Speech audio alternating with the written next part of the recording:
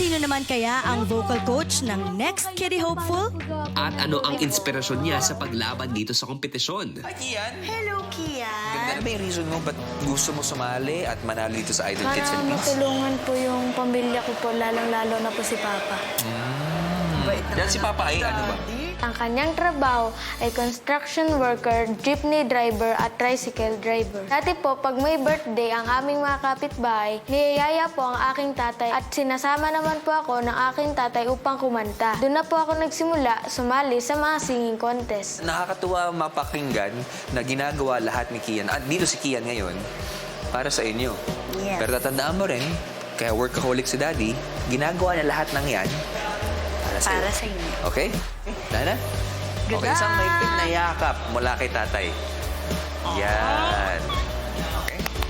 Good luck, yan.